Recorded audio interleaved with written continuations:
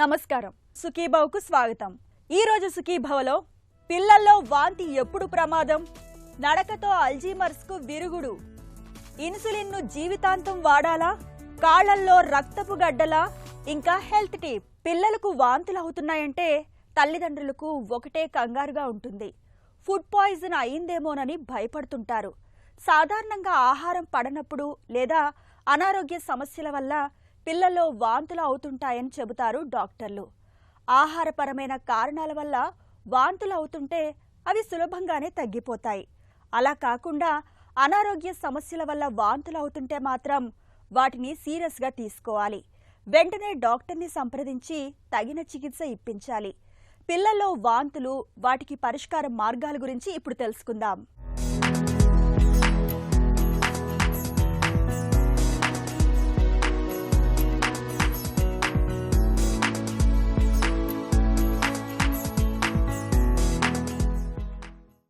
పిల్లలు ఎప్పుడూ ఒకప్పుడు వాంతి చేసుకోవడం సహజమే। అయితే కొందరు తరచుగా విడవకుండా వాంతులు చేసుకుంటూ ఉంటారు।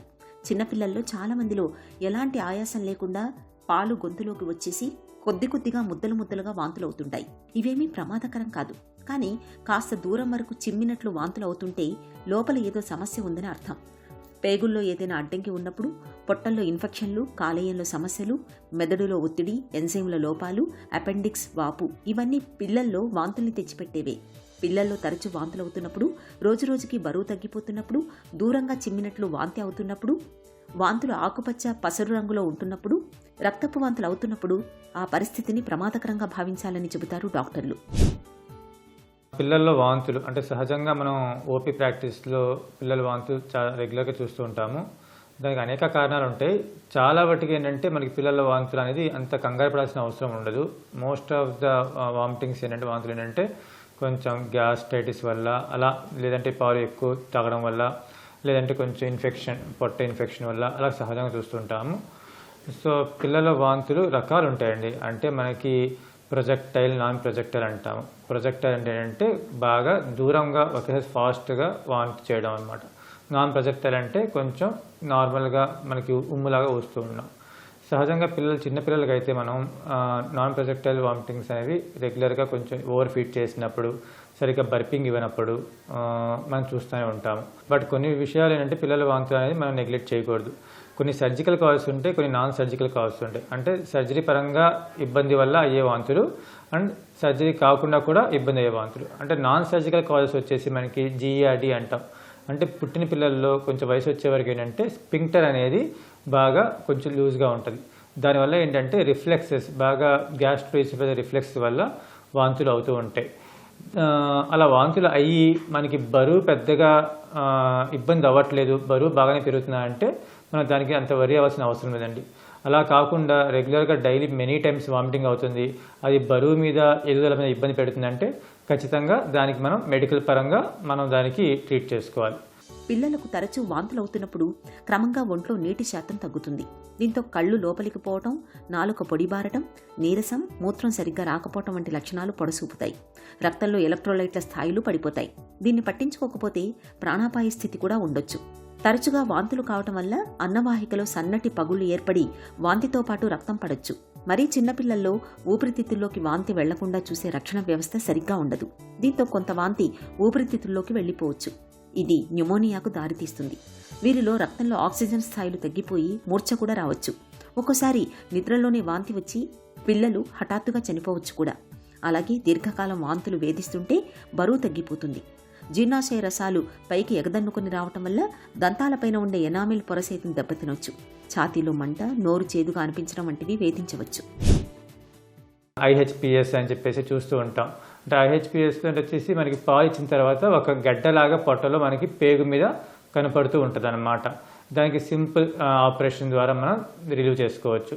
అలాగే మాల్ రొటేషన్ అంటే పేగు కొంచెం మడత పడడం, అలాంటి సిచ్యువేషన్లో కూడా మనం పసర లాంటి వామిటింగ్స్ రావడం, లేదంటే పొట్ట ఉబ్బరం కావడం అవుతూ ఉంటుంది। పిల్లల్లో వాంతులు విత్ తలకాయ నొప్పి కానీ, పిల్లల్లో వాంతులతో పాటు మనకి కొంచెం ఫీవర్ కానీ, పిల్లల్లో వాంతులతో పాటు మోషన్స్ అవ్వడం కానీ, పిల్లల్లో వాంతులతో పాటు కడుపు ఉబ్బరం అవుతే మాత్రం ఇమీడియట్గా మనం లేట్ చేయకుండా ఖచ్చితంగా పిల్లల డాక్టర్ని సంప్రదించాలి. సహజంగా కొంచెం మనకి గ్యాస్ట్రైటిస్ వల్ల గ్యాస్ట్రోఇసోఫేజియల్ రిఫ్లెక్స్ వల్ల వచ్చే వామిటింగ్స్ అయితేనండి మార్కెట్లో లైక్ ఆండెన్సిటాన్ అని చెప్పేసి లేదంటే డోమ్పెరిడోన్ అని చెప్పేసి డ్రగ్స్ ఉంటాయండి. అది పిల్లల డాక్టర్ని సంప్రదించి మనం వాడుకోవడం మంచిది. బట్ వామిటింగ్స్ తగ్గట్లేదు, వామిటింగ్స్ కొంచెం పసరగా అవుతుంది, లేదంటే రోజుకి 8 to 9 times అవుతుంది, వాటితో పాటు ఇందాక నేను చెప్పినట్టు ఏమైనా సిమ్టమ్స్ ఉన్నాయంటే ఖచ్చితంగా డాక్టర్ సంప్రదించే మనం ట్రీట్మెంట్గా వెళ్ళాలి, సర్జికలా నాన్ సర్జికలా అన్నట్టుగా. పిల్లల్లో వాంతులు అప్పుడప్పుడు అవుతూ సమస్య మరీ తీవ్రంగా లేనప్పుడు చికిత్స ఏమీ అవసరం లేదు. పాలు తాగించాక, ఘనాహారం తినిపించాక పసిపిల్లలను భుజం మీద వేసుకుని తట్టడం, తల కాస్త ఎత్తుగా ఉండేలా చూసుకుంటే సరిపోతుంది. వాంతుల సమస్య మధ్యస్థంగా ఉన్నవారికి జీర్ణాశయం నుంచి ఆహారం త్వరగా కదిలేలా చేసే ప్రోకైనెటిక్ మందులు, వాంతులను తగ్గించే మందులు ఇవ్వాల్సి ఉంటుంది. ఇక సమస్య తీవ్రంగా గలవారికి ఫండోఫ్లైకేషన్ శస్త్రచికిత్సతో కండర వలయాన్ని బిగుతుగా చేస్తారు. పేగులు ఒకదానిలోకి మరొకటి చొచ్చుకెళ్లడం మూలంగా వాంతులు అవుతున్నప్పుడు అత్యవసరంగా శస్త్రచికిత్స చేయాల్సి ఉంటుంది. అలాగే హెర్నియాలు ఉన్నప్పుడు కూడా సర్జరీ చేయాల్సి ఉంటుంది. ఇక పేగుల్లో అడ్డంకులు, మెదడులో ఒత్తిడి, ఎంజైమ్ల లోపాల మూలంగా వాంతులు అవుతున్నప్పుడు ఆయా సమస్యలను బట్టి మందులు వాడటం, అవసరమైతే సర్జరీ చేయాల్సి ఉంటుంది. నాన్ సర్జికల్ కాజెస్ అంటే కొంచెం మనం న్యూబార్న్ బేబీస్లో ఓవర్ ఫీడ్ చేయడం వల్ల, కొంచెం ప్రాపర్ బర్పింగ్ ఇవ్వకపోవడం వల్ల గ్యాస్ట్రోఇసోఫేజియల్ రిఫ్లెక్స్ అంటాం అనమాట. సో గ్యాస్ట్రైటిస్ లాంటి సింపుల్ వర్డ్లో చెప్పాలంటే అలా ఉన్నప్పుడు మనకి వాళ్ళకి ఫీడ్ అనేది కరెక్ట్గా ఎంత ఇవ్వాలని చెప్పడం, కరెక్ట్ ప్రాపర్గా బర్పింగ్ చేయడం, టెక్నిక్ నేర్పించడం, లేదా టైం స్పేసింగ్ ఎంత టైంలో మనం పాలు తాగించాలని చెప్పడం పేరెంట్స్కి. దాని తర్వాత గ్యాస్ట్రోఇసోఫేజియల్ రిఫ్లెక్స్ ఎక్కువ ఉంటే ఆ రిఫ్లెక్స్ తగ్గించడానికి మెడిసిన్స్ వాడడం. దానివల్ల మెడికల్ పరంగా మనం వాంతులకి ఏదైతే ఈ సీరియస్ కావో వాటికి మనం ట్రీట్మెంట్ చేసుకోవచ్చు. అదేవిధంగా సర్జికల్ కాజెస్ అయితే మాత్రం మనం ఒక పీడియాట్రిక్ సర్జన్ని సంప్రదించి ఖచ్చితంగా అది IHPS అయితే దానికి తగ్గట్టుగా సింపుల్ ఆ స్టీనోసిస్ అనేది రిలీవ్ చేస్తే నార్మల్ అయిపోయింది. మాల్ రొటేషన్కి ఆపరేషన్ చేసుకోవాలి. కొంతమంది హర్ష్స్ప్రంగ్స్ డిసీజ్ అంటాం, అంటే సహజంగా మనం 6th to 8th వీక్లో చూస్తూ ఉంటామండి. అది ఏంటంటే మన పేగు అనేది అక్కడ ప్రాపర్గా నరాలు డెవలప్ అవ్వకపోవడం వల్ల అక్కడ పేగు కదలికలు తక్కువ ఉండి కొంచెం మనకి వాంతులు అవడం అవుతూ ఉంటుంది. అలా హర్ష్స్ప్రంగ్స్ డిసీజ్ ఉంటే సర్జికల్గా మనం పీడియాట్రిక్ సర్జన్ కలిసి ఖచ్చితంగా దాని తగ్గట్టు ట్రీట్మెంట్ చేసుకోవాల్సి ఉంటుంది. పిల్లలకు వాంతులు అవుతున్నప్పుడు, ముఖ్యంగా పసికందుల్లో వాంతులు అవుతుంటే చాలా మంది తల్లులు పాలు పట్టడం మానేస్తుంటారు. ఇది మంచి పద్ధతి కాదు. వాళ్ళకి కొద్దిగా పాలు పడుతుండాలి. వాంతి తగ్గుతున్న కొద్దీ కాస్త ఎక్కువగా పాలు పట్టాలి. పాలిచ్చిన తర్వాత పిల్లలను కొద్దిసేపు భుజం మీద వేసుకుని వీపు మీద తడితే గాలి త్రేన్పు రూపంలో బయటకు వస్తుంది. దీంతో వాంతి కాకుండా చూసుకోవచ్చు. అతిగా పాలు పట్టడం, జీర్ణాశయంలోని ఆహారం పైకి ఎగదన్నకుండా చూసే కండర వలయం సమర్థంగా పనిచేయకపోవడంతోనూ వాంతి కావచ్చు. పాల ప్రోటీన్ పడకపోవటం మూలంగానూ కొందరు వాంతి చేసుకోవచ్చు. వీరికి లాక్టోజన్ లేని పోతపాలు పడితే సమస్య చాలా వరకు కుదురుకుంటుంది. ఇక పెద్ద పిల్లలకు ORS ద్రావణం తాగించడం మంచిది. అలాగే వాంతి తగ్గడానికి తోడ్పడే మందులు వేయాలి. వాంతులు విడవకుండా అవుతున్నప్పుడు, క్రమంగా బరువు తగ్గిపోతున్నప్పుడు, రక్తపు వాంతులు అవుతున్నప్పుడు ఆలస్యం చేయకుండా వెంటనే డాక్టర్ని సంప్రదించాలి. హెల్త్ న్యూస్ మీకోసం.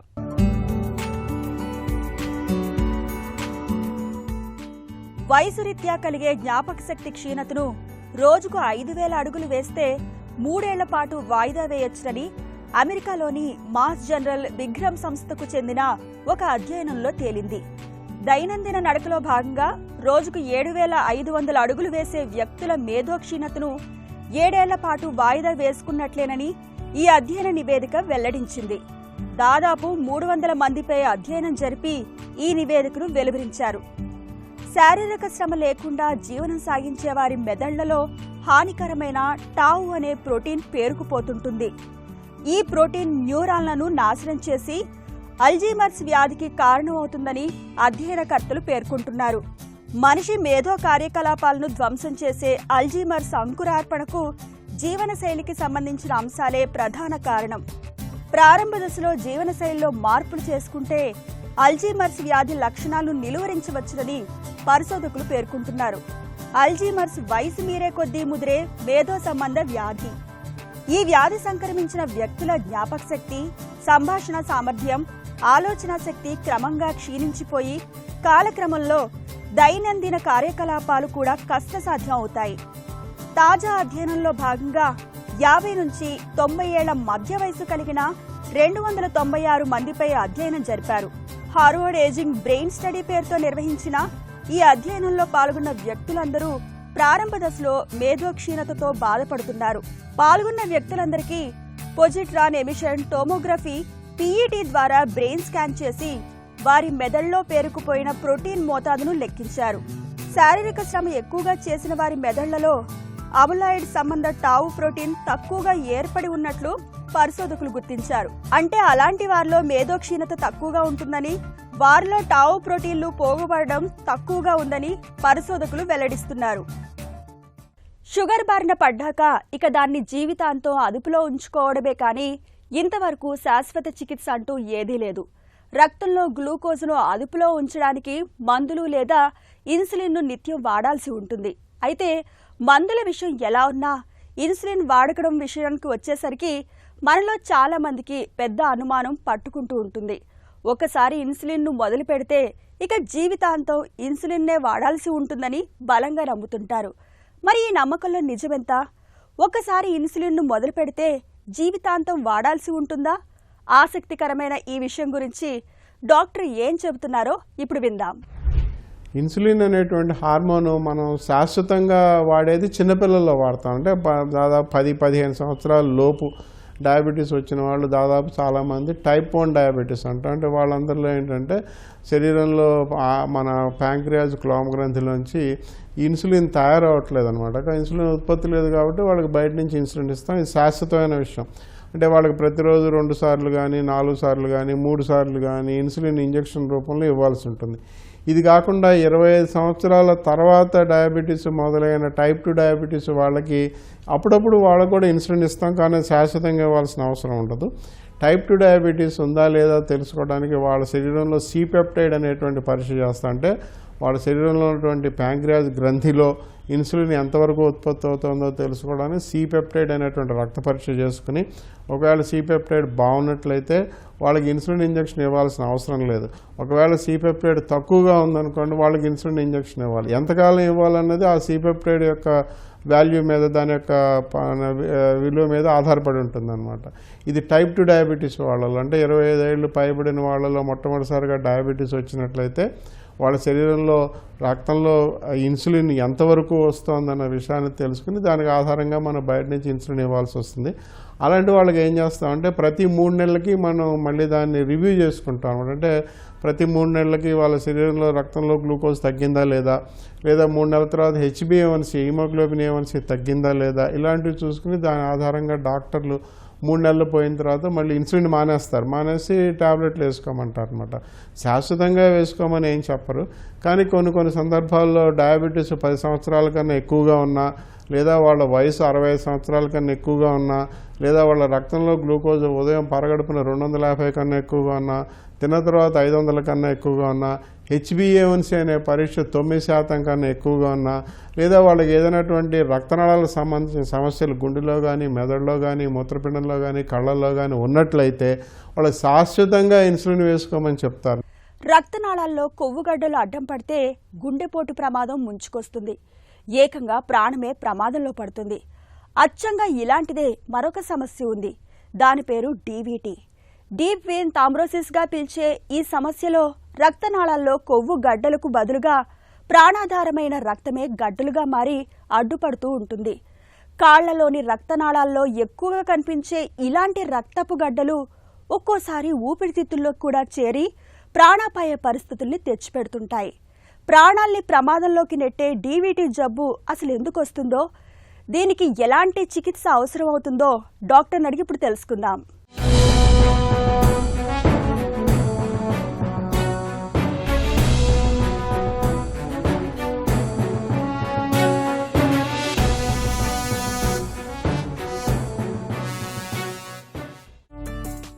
DVT అంటే ఏంటి? DVT అంటే డీప్ వెయిన్ థ్రాంబోసిస్. డీప్ అంటే లోపలున్న నరాలు, వెయిన్స్ అంటే సిరలు, చెడు రక్తం తీసుకెళ్లే సిరలను వెయిన్స్ అంటాం. థ్రాంబోసిస్ అంటే రక్తం గడ్డగట్టడానికి థ్రాంబోసిస్ అంటాం. గుండె మంచి రక్తాన్ని ధమనుల ద్వారా అంటే ఆర్టరీస్ ద్వారా ఆక్సిజన్, న్యూట్రియంట్స్ మన శరీరం అంతా ప్రవహిస్తుంది అన్నమాట. ఒక్కసారి ఆక్సిజన్ అంతా మన టిష్యూస్ తీసుకున్న తర్వాత అవి కాస్త క్యాపిలరీస్, వెన్యూల్స్లో నుండి చెడు రక్తనాళాలు అంటే సిరల్లో వచ్చేసి సిరల నుండి మళ్ళీ మనకు గుండె వరకు అందుతుంది. ఇలా రక్తము ప్రవహిస్తూ ఉంటుందన్నమాట. ఇప్పుడు మీరు కాళ్ళల్లో ఉన్న సిరలు తీసుకున్నట్టయితే పాదాల నుండి, కాళ్ళ నుండి, తొడల నుండి, భూమి నుండి పైకి అగెయిన్స్ట్ గ్రావిటీ మనకు రక్తం ప్రవహిస్తూ ఉండాలి. ఈ ప్రవహించడానికి ఈ సిరలలో వాల్వ్స్ ఉంటాయి, అంటే కవటాలు ఉంటాయి అన్నమాట. ఆ కవటాలు ఏం చేస్తాయంటే రక్తాన్ని ఎప్పుడు కాళ్ళ నుండి గుండె వరకు వన్ వే డైరెక్షన్గా రక్తం ఎప్పుడు ప్రవహిస్తూ ఉంటుంది. కొంత పేషెంట్స్లో ఈ రక్త ప్రసరణం అనేది చెడు రక్తనాళాల్లో సిరల్లో ప్రాబ్లం ఉండేసరికి వాటిలో ఉండే రక్తము చిక్కగా అయిపోతే అప్పుడు రక్తం గడ్డగట్టే అవకాశం ఉంటుందన్నమాట. దీన్ని డీప్ వెయిన్ థ్రాంబోసిస్ అని అంటారు. రక్తనాళాల్లో రక్తపు గడ్డలు ఎందుకు వస్తాయి? ఎప్పుడే కానీ రక్తం గడ్డగట్టకుండా ఉండాలంటే బ్లడ్ అనేది ఎప్పుడూ ప్రవహిస్తూ ఉండాలి. ఏదో విధంగా మనకు బ్లడ్ సర్క్యులేషన్ తగ్గిపోయిందనుకోండి, ఇప్పుడు ఆపరేషన్ తర్వాత అలాగే మంచం పైన పడుకొని ఉన్నప్పుడు, ఫ్రాక్చర్ అయినప్పుడు, ఒక ప్లాస్టర్లో కాళ్ళను ఇలా పెట్టుకున్నప్పుడు, ఫ్లైట్లో ఈ మధ్య చాలా చూస్తున్నాం, అమెరికా నుండి ఇండియాకి వచ్చేసరికి వాళ్ళకు 16-18 గంటలు ఫ్లైట్లో అలాగే కూర్చొని ఉంటారు. దానికి తోడు డీహైడ్రేషన్ అంటే నీళ్లు తాగలేదనుకోండి రక్తం కూడా చిక్కబడుతుందన్నమాట. అప్పుడు రక్తం గడ్డగట్టడానికి అన్ని సహకారాలు ఉండేసరికి రక్తం గడ్డగా పడిపోతుంది. ఇవే కాకుండా హార్మోన్ ట్రీట్మెంట్, ఇప్పుడు ఆడవాళ్ళు ఓసిపి అంటే ఇప్పుడు ముట్టు మనకు ఎక్కువ ఏదైనా పండుగ ఉంది అనేసి ఏదో రకంగా హార్మోన్ ట్యాబ్లెట్లు వేసుకోవాల్సిన అవసరం రావచ్చు. వాళ్లకు రక్తం గడ్డగట్టే రిస్క్ ఎక్కువ ఉంటుంది. అలాగే పోస్ట్ పార్టం అంటే గర్భిణీ స్త్రీలు పిల్లలు పుట్టిన తర్వాత కొన్ని నెలల పాటు వాళ్లకు హార్మోన్స్ ఎలా ఉంటాయంటే రక్తం గడ్డగట్టే రిస్క్ వాళ్ళకు కూడా చాలా ఎక్కువగా ఉంటుంది. అలాగే కాకుండా హెరిడిటరీ పరంగా కొన్ని ఫ్యాక్టర్స్, ప్రోటీన్ సి డెఫిషియన్సీని, ప్రోటీన్ ఎస్ డెఫిషియన్సీ అని, ఈ డెఫిషియన్సీస్ వల్ల కూడా కొంత పేషెంట్స్కు రక్తం గడ్డగట్టే వంశపారంపరంగా రక్తం గడ్డగట్టే రిస్క్ ఉంటుంది. అలాంటి పేషెంట్స్లో మళ్ళీ రక్తం గడ్డగట్టే రిస్క్ కూడా చాలా ఎక్కువగా ఉంటుందన్నమాట. డీవీటీ జబ్బు ఎందుకు ప్రమాదకరం? ఈ డీప్ వెయిన్ థ్రాంబోసిస్ అనేది చాలా కామన్ అయిన కండిషన్ యాక్చువల్లీ. అంటే ఒకవేళ ఉన్నా కానీ చాలామందికి డీప్ వెయిన్ థ్రాంబోసిస్ అయినట్టుగా తెలీదు. కొన్నేళ్ల తర్వాత ఏదో స్కాన్ చేయపోయి వాళ్లకు ఈ సమస్యలు ఉన్నాయి, లేకపోతే కాళ్ళ చర్మం నలుపు పడడంతో మనము అప్పుడు గుర్తు ఇస్తూ ఉంటాం. కానీ కొంత పేషెంట్స్కు మాత్రము ఆ రక్తం గడ్డగట్టేది చాలా ప్రమాదకరం అవ్వచ్చు. ఎందుకంటే ఈ రక్తము కాళ్ళ నుండి గుండె వరకు వెళ్ళాలి అంటే అదంతా ఒక పైప్ లైన్ లాగా ఉంటుంది. ఈ రక్తం గడ్డ ఒకవేళ చిట్లి అలాగే ప్రవహించి లంగ్స్లో వెళ్ళే అవకాశం ఉంటుంది. దీన్ని మనము పల్మనరీ ఎంబోలిజం అంటాం. ఇది చాలా సీరియస్ కండిషన్. ఇది 1% అంటే 100లో ఎవరికో ఒకరికో వస్తుంది. ఇది వచ్చిందంటే ఒక్కొక్కసారి సడన్గా కొలాప్స్ అయిపోతారనమాట. మోర్టాలిటీ అంటే పేషెంట్స్కు చనిపోయే రిస్క్ కూడా చాలా ఎక్కువగా ఉంటుంది ఈ పల్మనరీ ఎంబోలిజం ద్వారా. అందుకే ఈ డీప్ వెయిన్ థ్రాంబోసిస్ ట్రీట్మెంట్ మాత్రము చాలా సీరియస్గా తీసుకోవాలి. సింపుల్ ట్రీట్మెంట్ ద్వారా మనము లైఫ్ను కాపాడుకోవచ్చు. డీవీటీ జబ్బుని ఎలా నిర్ధారించుకుంటారు? పేషెంట్స్ కామన్గా ఎలా వస్తుంటారు, డాక్టర్ గారు రాత్రిపూట బాగానే పడుకున్నాను, పొద్దున్న లేచేసరికి కాళ్ళ వాపు వచ్చేసింది, నడవటానికి కూడా బాత్రూమ్ కూడా నడవటానికి కూడా నాకు అవ్వట్లేదు అనేసి వస్తారు. కొంత పేషెంట్స్ జస్ట్ వాపుతోనే వచ్చేస్తారు.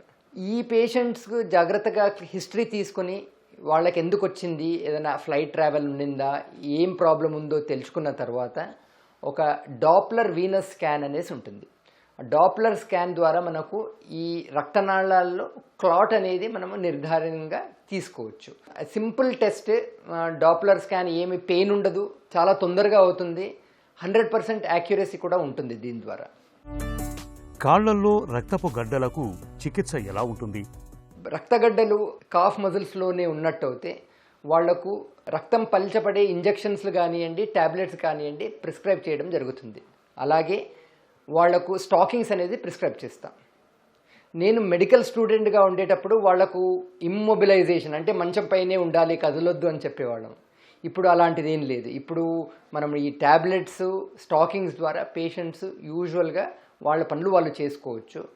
అలాగే డీహైడ్రేషన్ కాకుండా చూసుకోవాలని వాళ్ళకు లైఫ్ స్టైల్ మోడిఫికేషన్ గురించి అడ్వైస్ చేస్తూ ఉంటాం. ఒకవేళ ఈ రక్తపు గడ్డలు తొడలు కానివ్వండి, కడుపులో కానివ్వండి ఉన్నట్టయితే వాళ్లకు ఈ గడ్డలు చిట్లి లంగ్స్కి వెళ్ళే రిస్క్ ఎక్కువగా ఉంటుంది. వీళ్లకు ఒకవేళ పెయిన్ ఎక్కువగా ఉన్నట్టయితే ఆధునిక చికిత్సలు అంటే ఎండోవాస్కులర్ ట్రీట్మెంట్స్ ఉంటాయి. మెకానికల్ థ్రాంబెక్టమీ అంటే ఒక చిన్న ఇంజెక్షన్ ద్వారా క్యాథ్ ల్యాబ్లో యాంజియోగ్రామ్ చేసుకుని, వీనోగ్రామ్ అంటాము, ఆ పేషెంట్స్కు ఈ క్లాట్స్ అనేది సక్షన్ ద్వారా ట్రీట్మెంట్ చేసేస్తాం అనమాట. ఈ క్లాట్స్ అన్నీ తీసేస్తాం. అవసరం ఉంటే వాళ్లకు ఐవీసీ ఫిల్టర్ అని ఒక ఫిల్టర్ ప్లేస్ చేస్తాం అనమాట, ఈ రక్తపు గడ్డలు గుండె వరకు, లంగ్స్ వరకు వెళ్లకుండా. సో ఇలాగా మనం ఆధునిక చికిత్సల ద్వారా కూడా ఈ డీప్ వెయిన్ థ్రాంబోసిస్ అనే పేషెంట్స్కు మనం ట్రీట్మెంట్ చేసే అవకాశం ఉంటుంది. డీవీటీ జబ్బును నివారించుకునే అవకాశం ఉందా? ప్రతి ఒక్కరూ గంట, అరగంట కన్నా ఎక్కువసేపు కూర్చోవద్దు ఒకే దగ్గర. పాదాలు ఆడిస్తూ ఉండడము, వాకింగ్ చేయడం అనేది చాలా ఇంపార్టెంట్. అప్పుడే మన చెడు రక్తనాళాల్లో బ్లడ్ సర్క్యులేషన్ అనేది మంచిగా అవుతుంది. అలాగే తరచుగా నీళ్లు తీసుకునేటట్టు అయితే ఈ డిహైడ్రేషన్ అనేది మనం నిర్ధారించుకోవచ్చు. కొంత పేషెంట్స్కు మాత్రమే రిస్క్ ఎక్కువగా ఉంటుంది. పోస్ట్ ఆపరేటివ్ అంటే ఆపరేషన్ తర్వాత పేషెంట్స్కు, హెరిడిటరీ వంశపారంపరంగా కొన్ని factors, protein C, protein S అలాంటి డెఫిషియన్సీస్ ఉండే వాళ్లకు, క్యాన్సర్ పేషెంట్స్కు, పోస్ట్ పార్టం అంటే పిల్లలు పుట్టిన తర్వాత పేషెంట్స్కు రిస్క్ ఎక్కువగా ఉంటుంది. కాబట్టి వాళ్లకు థ్రాంబోప్రొఫైలాక్సిస్ అని ఒక ప్రోటోకాల్ ప్రకారంగా రక్తం పల్చపడేటానికి ఇంజెక్షన్స్ కానివ్వండి, స్టాకింగ్స్ కానివ్వండి ప్రిస్క్రైబ్ చేసి వాళ్లకు డీవీటీని రాకుండా చూసుకోవడం చాలా ఇంపార్టెంట్. డీవీటీ జబ్బు విషయంలో అప్రమత్తతే మనకు రక్షణ కవచం. కాళ్లలోని రక్తనాళాల్లో రక్తపు గడ్డల ఆనవాళ్లను సకాలంలో గుర్తించి సత్వరమే చికిత్స మొదలు పెడితే డీవీటీ జబ్బు నుంచి సులువుగానే బయటపడొచ్చు. ఇక ఈ రోజు కార్యక్రమాన్ని ముగించే ముందు ఒక చిన్న చిట్కా మీకోసం. వయసుతో పాటు కంటి చూపు చక్కగా ఉండేందుకు తరచూ చేపల్ని తినడాన్ని అలవాటు చేసుకోండి. చేపల్లోని ఒమేగా 3 రకానికి చెందిన కొవ్వులకు కంటి చూపును కాపాడే గుణం ఉంది.